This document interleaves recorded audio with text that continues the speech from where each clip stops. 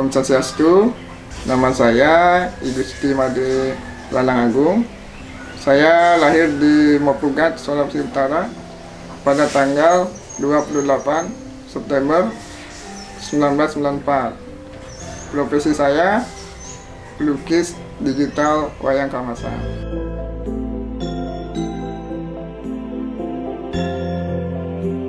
Saya melukis pada tahap sketsa saya menggunakan Corel, lalu lanjut ke Photoshop, itu pewarnaan. Jadi setelah hasil lukisannya bisa dicetak, saya cetak. Cetaknya menggunakan kanvas dan bahan yang berkualitas bagus.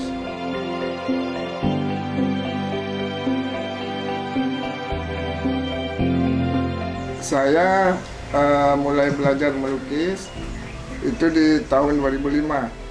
Jadi waktu itu saya masih menggunakan alat-alat tradisional seperti kuas dan lain sebagainya. Jadi saya mulai melukis digital itu di tahun 2011. Kenapa saya suka dengan wayang kamasan? Saya suka kisah Ramayana dan Mahabharata. Jadi wayang kamasan adalah seni yang banyak mengangkat kisah tentang Ramayana dan Mahabharata tersebut. Dan wayang kamasan juga seni dari daerah saya, dan saya senang untuk melestarikan itu.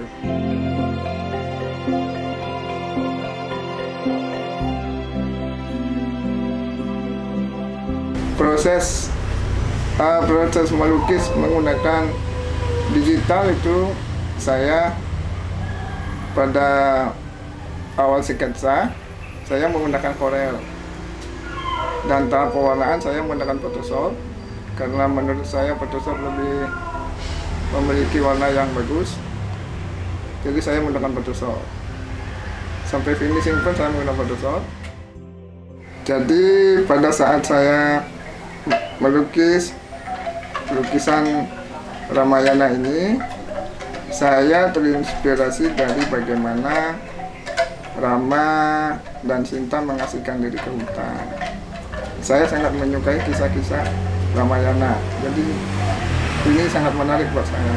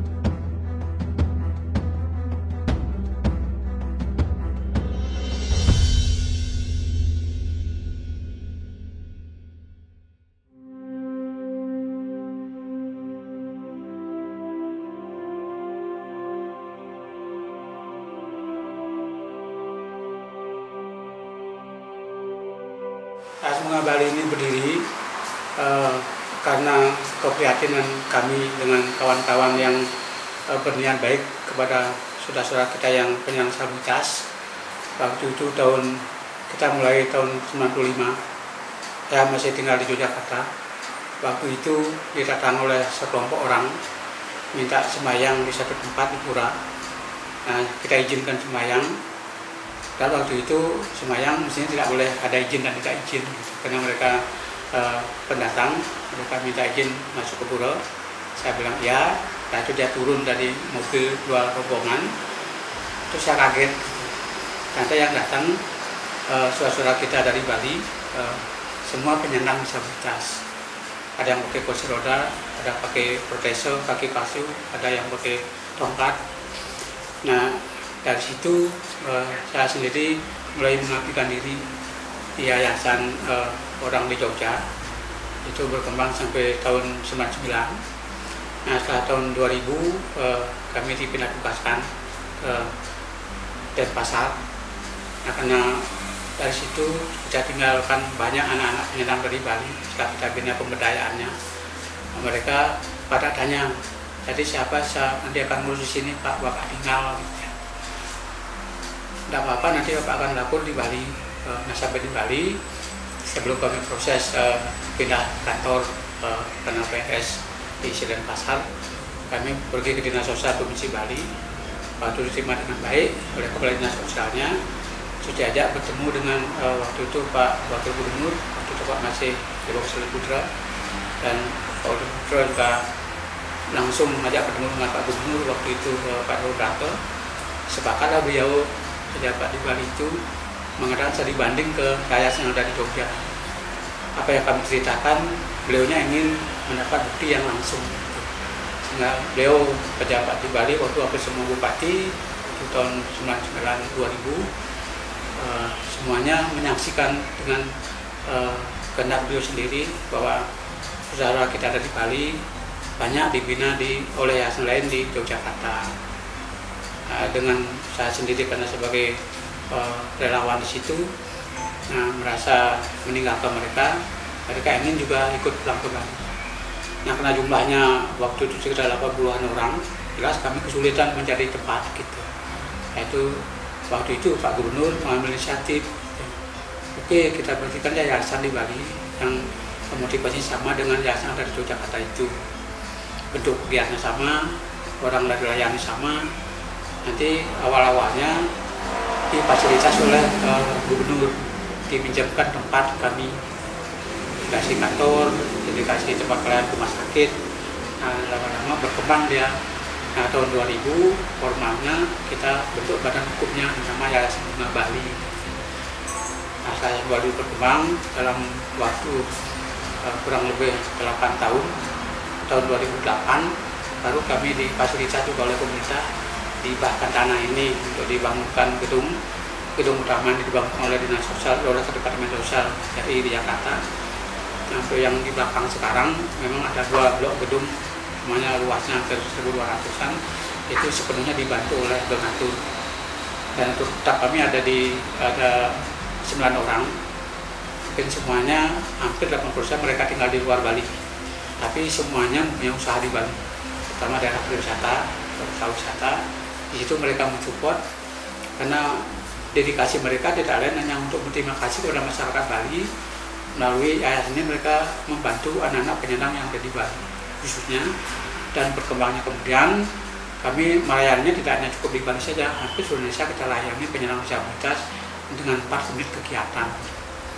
Kegiatan pertama pemberdayaan kesehatan rumah sakit, yang kedua memberi alat bantu, si kursi roda, tongkat, tripod, macam-macam, sampai protese kursi roda gitu. Dan yang perlu dia sembuh dari sakit kabupaten, yaitu mereka dikasih kesempatan untuk ikut pelatihan. Dan pelatihan itu mereka kita tawarkan apa yang mereka senang buat, mereka senang pelajari gitu. Ada yang menjahit, ada yang komputer, ada yang tukang gitu, ada yang kerajinan, ada yang seni, dan juga ada membuat buku ada.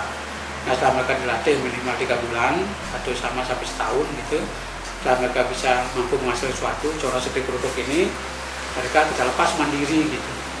Artinya mereka mandiri, mereka itu adalah program pemberdayaan, mereka berkelompok ya mengerjakan sesuatu, kembali dalam fasilitas, memberikan tempat, memberikan bahan dan alat sampai permakanan, hasil yang mereka dapat sepenuhnya untuk mereka gitu.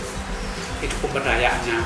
Nah, untuk pelaksananya memang kita kerjasama dengan lembaga-lembaga lain banyak, ada yang dinas pendidikan, dinas tenaga kerja, ada dari departemen sosial, dinas sosial yang lebih banyak kita membantu untuk memfasilitasi, membantu anak-anak penyandang kita yang supaya begitu mereka sakit diobati, itu mereka perlu kasih alat bantu, lalu kasih pelatihan, yaitu pemberdayaan.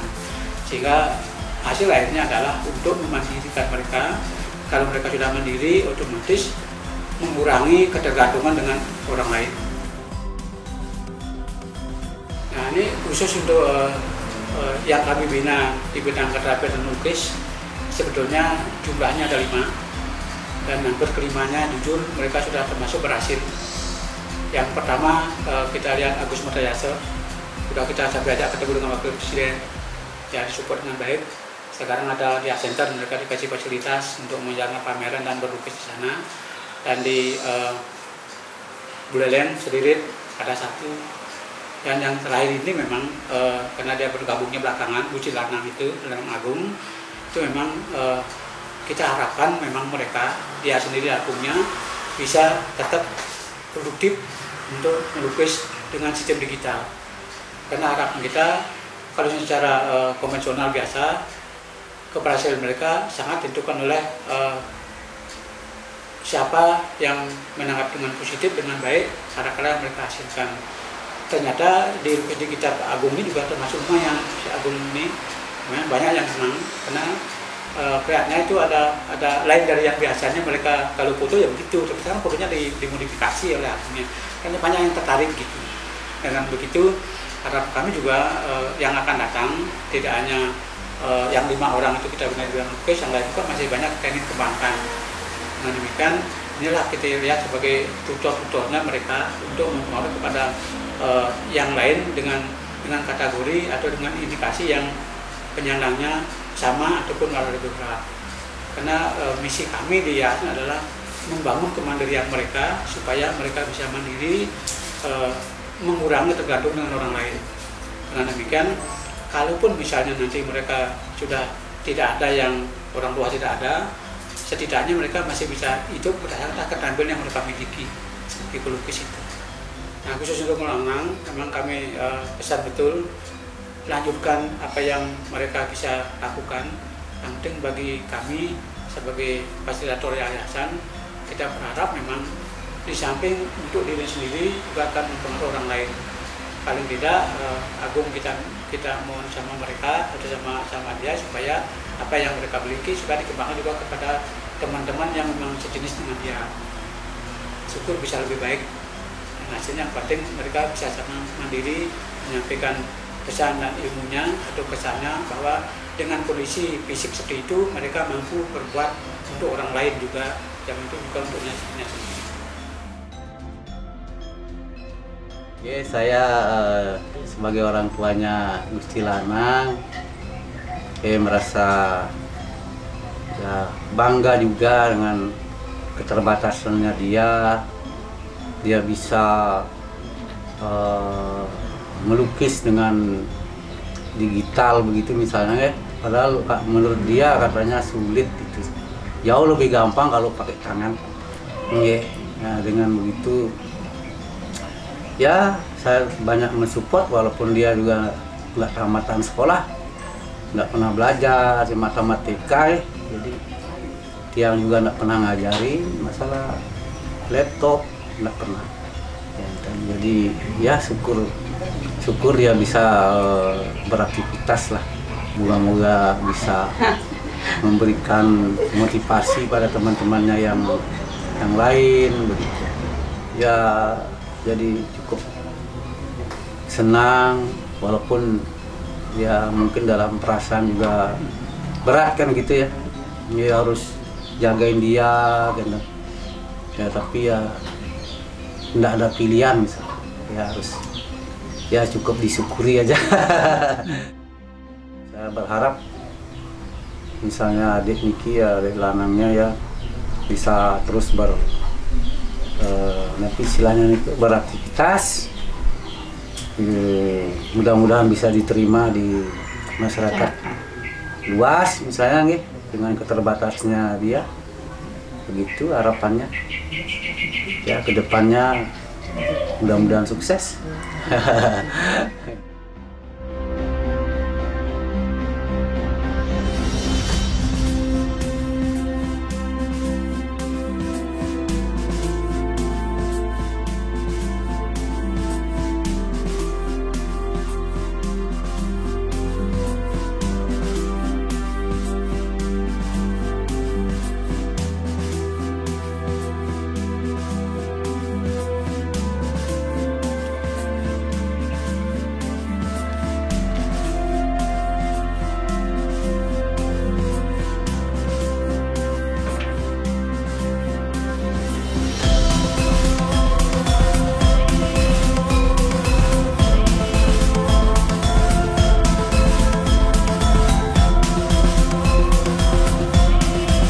Oke guys, kita lagi syuting hari terakhir ya, Raja Alit. Oke, kita berangkat. Yuk guys, kita lagi di perjalanan mau ke tempat Lenteng Gatep. Dan di sana ada penari ya guys ya.